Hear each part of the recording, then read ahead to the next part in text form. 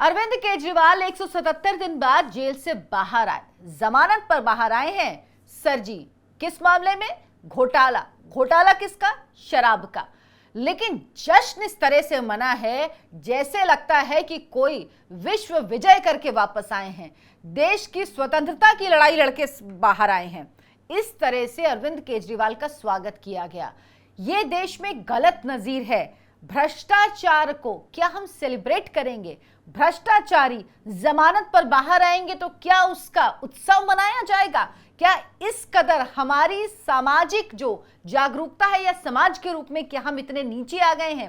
अरविंद केजरीवाल ने कहा कि वो 2 दिन में इस्तीफा दे देंगे। अब ये 2 दिन का वक्त सरजी ने क्यों मांगा? 2 दिन में क्या होने वाला है? और सरजी कह रहे हैं कि जल्द से जल्द दिल्ली में चुनाव होने चाहिए, नवंबर में चुनाव होने चाहिए। अगर इतना ही लगता है अरविंद केजरीवाल को तो क्यों वो विधानसभा भंग नहीं कर देते? अरविंद केजरीवाल जब जेल गए तो उन्होंने रेफरेंडम कराया कि उन्हें मुख्यमंत्री पद से इस्तीफा देना चाहिए या नहीं, और उन्होंने कहा कि लोगों ने कहा कि सरजी को अपने पद पर बने रहना चाहिए। तो अब जब उन्होंने तय किया कि 2 दिन बाद वो इस्तीफा दे देंगे, क्या उन्होंने कोई रेफरेंडम करवाया? क्या उन्होंने जनता की राय जानी? क्या है इन सब के पीछे की सच्चाई, ये आपको आज इस वीडियो में बताऊंगी। नमस्कार, आयोन भारत में आपका बहुत बहुत स्वागत है। आप देखना शुरू कर चुके हैं राष्ट्रपति विद अर्चना सिंह। अरविंद केजरीवाल जेल से बाहर आए। जेल से बाहर आके जाहिर सी बात है जो वो नौटंकी करते हैं वो फिर से चालू हो गई। अरविंद केजरीवाल ने इस्तीफा दे दिया। कुछ लोग कहने लगे अरविंद केजरीवाल का मास्टर स्ट्रोक है। ये मास्टर स्ट्रोक नहीं, दरअसल अरविंद केजरीवाल की मजबूरी है। इसलिए क्योंकि अब दिल्ली के चुनाव में सिर्फ 5 महीने का वक्त बचा है। कोर्ट ने अपने आदेश में क्या कहा? अरविंद केजरीवाल मुख्यमंत्री के दफ्तर नहीं जाएंगे, अरविंद केजरीवाल कोई फाइल साइन नहीं करेंगे। हालांकि कोर्ट का फैसला भी समझ से परे है और कोर्ट को यह बात बतानी होगी कि क्या सुप्रीम कोर्ट को जरूर यह बात बतानी चाहिए कि क्या अरविंद केजरीवाल जैसे लोगों को कोई नया तरह का अदालत की तरफ से कोई कहना चाहिए कि क्या नई छूट मिल रही है, कोई नई सुविधा मिल रही है। कोर्ट कहता है कि जेल अपवाद है, बेल नियम है। ये नियम क्या सिर्फ अरविंद केजरीवाल पे लागू होता है? बाकी जो लाखों लाख लोग जेल में हैं उन पर क्या ये नियम लागू नहीं होता? उनको क्या जमानत नहीं मिलनी चाहिए? वो क्यों जेलों के अंदर रहकर सड़ रहे हैं बरसों बरस से? क्यों नहीं सोचता सुप्रीम कोर्ट कि उनको भी जमानत मिलनी चाहिए? अब अरविंद केजरीवाल को अगर जमानत दे दी तो भाई दे दी आपने, फिर काहे की चिंता? फिर अरविंद केजरीवाल मुख्यमंत्री के तौर पर काम करें। लेकिन आप कह रहे हैं कि वो बाहर आएंगे लेकिन वो फाइल पे साइन नहीं करेंगे। हाँ, जो एलजी के पास फाइल जानी हो उस पर वो साइन कर सकते हैं, वो दफ्तर नहीं जाएंगे, वो इस केस से जुड़ी कोई भी फाइल को नहीं देखेंगे। तो मुझे एक बात समझ में नहीं आती कि कोर्ट को कैसे पता चलेगा कि वो इससे जुड़ी कोई फाइल देख रहे हैं या नहीं देख रहे हैं। अरविंद केजरीवाल तो पहले भी किसी विभाग के मंत्री नहीं है, पहले भी वो किसी ऐसी फाइल पर साइन नहीं करते थे। हाँ, ये होगा कि कैबिनेट की बैठक में वो शामिल नहीं हो पाएंगे, सिर्फ इतना ही होगा। तो या तो कोर्ट उनको जेल में रखती, और अगर कोर्ट को लगता है कि उन्हें बाहर आना चाहिए और जमानत दी है तो वो मुख्यमंत्री के रोल में क्यों नहीं होने चाहिए? क्यों उनको उससे हटाया गया? ये तो सवाल कोर्ट से। लेकिन अब बात सरजी की। सरजी ने बाहर आके कहा कि वो इस्तीफा दे देंगे, वो अपना पद छोड़ देंगे, वो जनता के बीच जाएंगे, वो अग्नि परीक्षा देंगे। तो सरजी जानते हैं कि अग्नि परीक्षा पहले भी दे चुके हैं। उन्होंने एक नैरेटिव सेट करने की कोशिश की थी। आपको याद होगा 2024 का चुनाव, जब अरविंद केजरीवाल को कोर्ट ने विशेष तौर पर अंतरिम जमानत दी थी। आजकल कोर्ट नई नई नजीर सेट कर रहा है।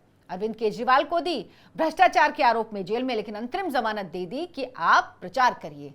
ऐसे ही राशिद इंजीनियर जो आतंकवादी है, आतंकियों को फंडिंग करने का जिस पर आरोप है, वो जेल में था, उसको जम्मू कश्मीर चुनाव के लिए उसको भी जमानत दे दी। ये नई नजीर अब अदालत सेट कर रही है। उसके लिए कोई फर्क नहीं है कि कोई आतंकवाद के मामले में या कोई भ्रष्टाचार के मामले में जेल में है, तो ऐसे लोगों को अब जमानत मिल जाती है। सरजी को भी जमानत मिली थी और सरजी जब बाहर आए तो बहुत माहौल बनाया गया। सरजी ने प्रचार किया जोर शोर से कि जेल का बदला वोट से, यानी दिल्ली वाले उन्हें वोट दें क्योंकि मोदी ने उनको जेल में भेज दिया है। दिल्ली वाले ने उनको बाहर का रास्ता दिखा दिया। 7 में से 1 भी सीट दिल्ली की नहीं जीत पाए। हरियाणा में गए, हरियाणा में भी खूब प्रचार किया। हरियाणा में भी कहा मैं हरियाणा का बेटा हूं, लोकसभा चुनाव में, और अब तो विधानसभा चुनाव भी हरियाणा में 5 अक्टूबर को होने वाले, वोटिंग होगी 5 अक्टूबर की, लेकिन वहां पर भी कोई कामयाबी नहीं मिल पाई। तो अरविंद केजरीवाल को पता है कि उनके सारे हथकंडे फेल हो चुके हैं। वो अरविंद केजरीवाल जो जेल में रहे 177 दिन, लेकिन लाख कहने के बावजूद भी उन्होंने इस्तीफा नहीं दिया। वो जिद पर अड़े रहे कि वो इस्तीफा नहीं देंगे, वो अपने पद पर बने रहेंगे।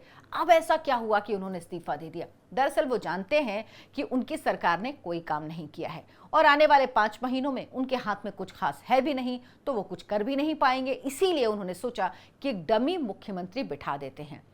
ये ध्यान रखिए, जो भी बने, बहुत सारे नाम चल रहे हैं। सुनीता केजरीवाल, उनकी पत्नी का नाम चल रहा है, कहा जा रहा है कि वो बनेंगी। तो कम से कम अब 6 महीने के अंदर आपको चुनाव लड़ना होता है, तो अब 6 महीने से कम का वक्त बचा है, तो बिना चुनाव लड़े वो मुख्यमंत्री बनी रह सकती हैं। लेकिन इसकी संभावना कम है। ऐसा क्यों?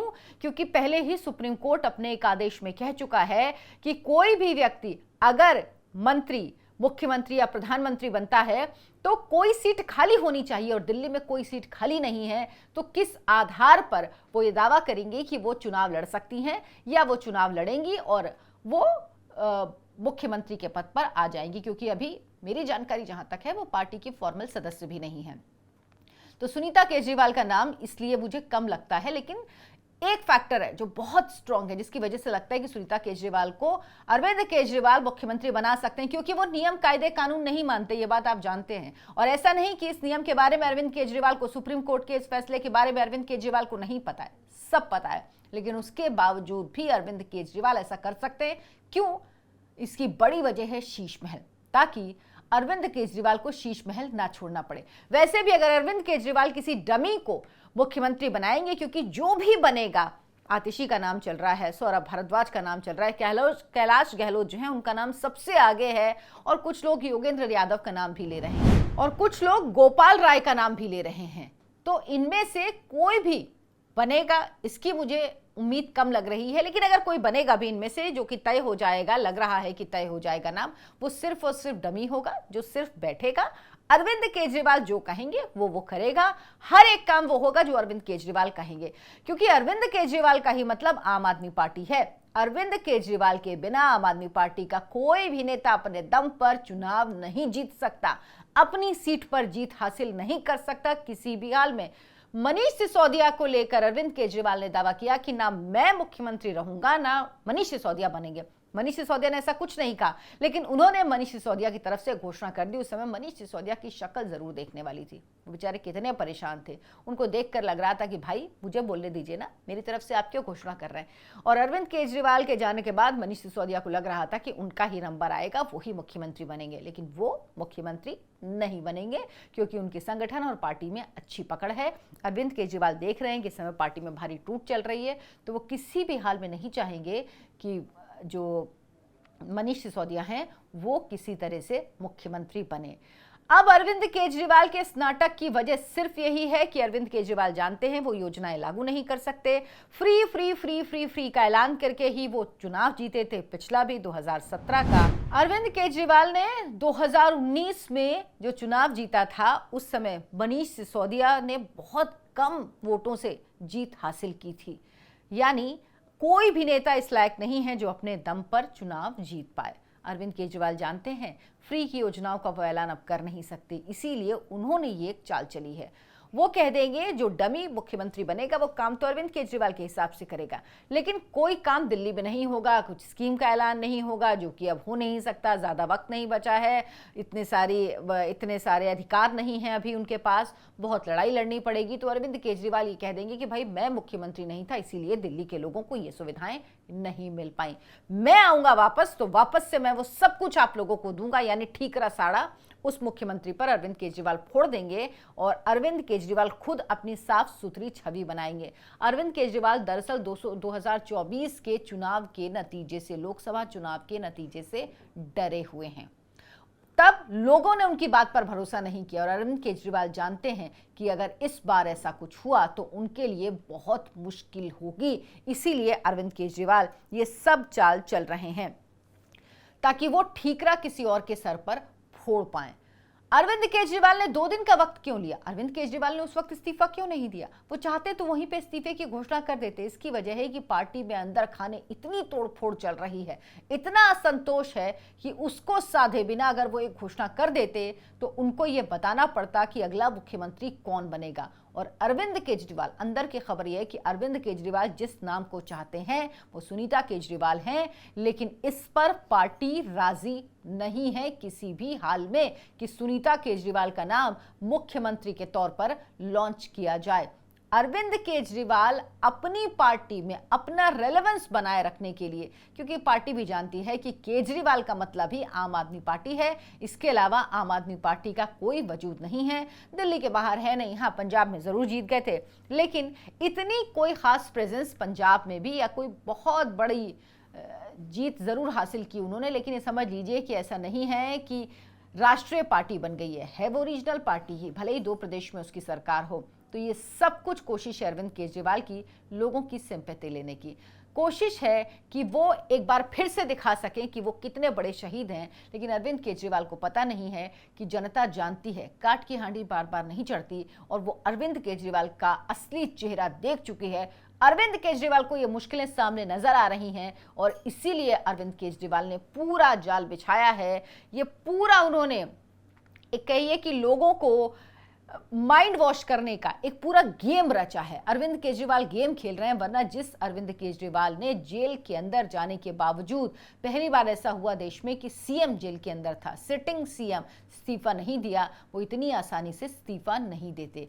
अब वो लोगों के बीच एक बार फिर कोशिश करेंगे, कहेंगे कि मैं शहीद हूँ, मुझे ज़बरदस्ती फंसाया गया, मैं तो बहुत ईमानदार हूँ, हम तो ईमानदारी की कस्में खाते हैं, हमसे ईमानदार तो कोई है नहीं। लेकिन ये सब बातें पब्लिक नहीं मानने वाली, पब्लिक समझ गई है। लेकिन आने वाला विधानसभा चुनाव इतना आसान नहीं होने वाला। बीजेपी को तभी फायदा हो सकता है जब कांग्रेस पार्टी के वोट बढ़ें।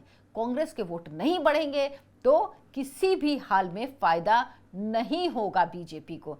इसके लिए जरूरी है कि दिल्ली में कांग्रेस आगे बढ़े। अब देखना होगा किस तरह की लड़ाई होती है, क्योंकि कांग्रेस, आम आदमी पार्टी और बीजेपी की त्रिकोणीय लड़ाई होगी दिल्ली में। और अरविंद केजरीवाल ने ये पूरा जो नैरेटिव रचा है वो इसीलिए रचा है ताकि वो इस लड़ाई में बढ़त हासिल कर सके।